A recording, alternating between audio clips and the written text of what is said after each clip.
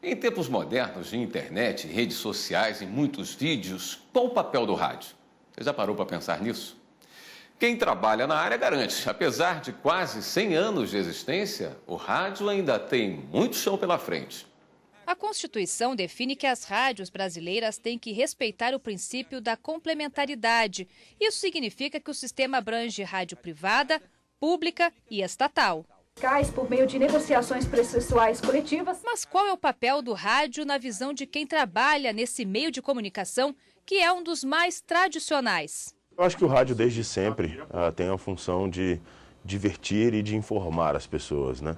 Então eu acho que essa é a grande mágica do rádio, as pessoas conseguirem fazer de repente outras coisas continuando ouvindo o rádio. Monteiro, como é conhecido, fundou a Rádio Comunidade DF há quase 20 anos. Mas a história dele com o veículo de comunicação é bem mais antiga. Começou aos 7 anos de idade e para tentar curar a gagueira. Meu pai me levou na Rádio Verdes Mares, que é uma rádio boa, nacional.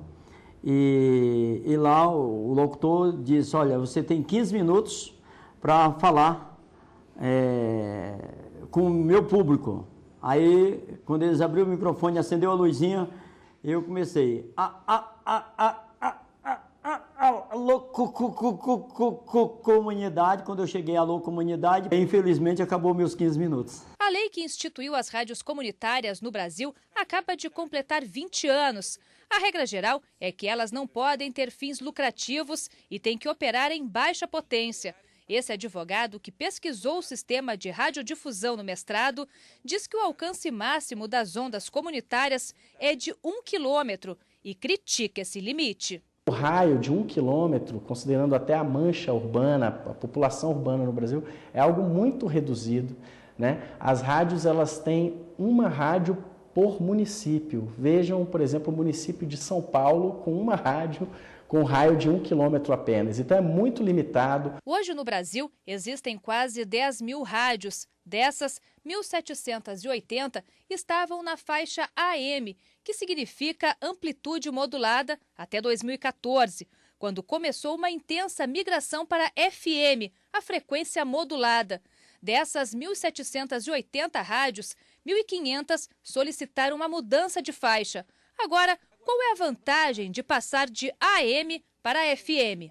O custo de uma rádio AM até é um pouco mais caro do que o custo de uma rádio FM, só que a FM fatura 10 vezes mais. Um valor médio de propaganda no FM é 100 e o valor médio da propaganda no AM é 13. A história do rádio no Brasil tem quase 100 anos. A primeira transmissão oficial foi no dia 7 de setembro de 1922, quando a independência do país completou um século. Foi uma enorme mudança. O que a gente sente na sala de aula hoje é que muitos jovens, né, no caso da universidade com cerca de 20 anos, às vezes não vem com a prática de ouvir o rádio de pilha, que existia até um tempo atrás, mas tem a prática de ouvir o podcast, de ouvir o conteúdo via celular. E é curioso também como hoje até ouvir e produzir conteúdos de áudio pelo WhatsApp, né?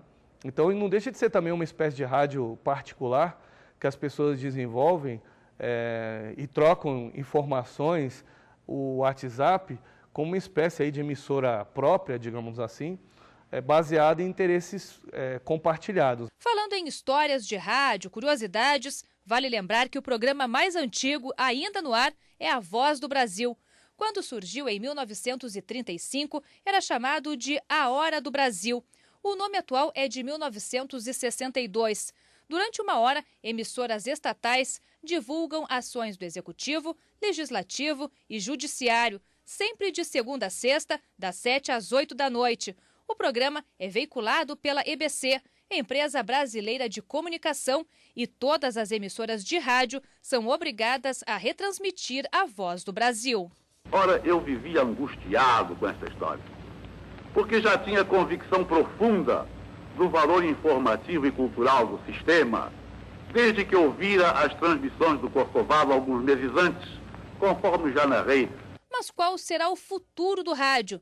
Este locutor tem um palpite. Acho que o futuro do rádio está realmente no mundo digital. Um exemplo, nós temos aplicativos, nós estamos na internet, né, nós temos um site, E nós estamos inclusive na TV, nós temos um canal em uma operadora de TV por assinatura. Então a gente está investindo em várias plataformas para alcançar o ouvinte. Então eu acho que o futuro do rádio está na multiplataforma. É você acompanhar, né, o ouvinte e estar onde ele está.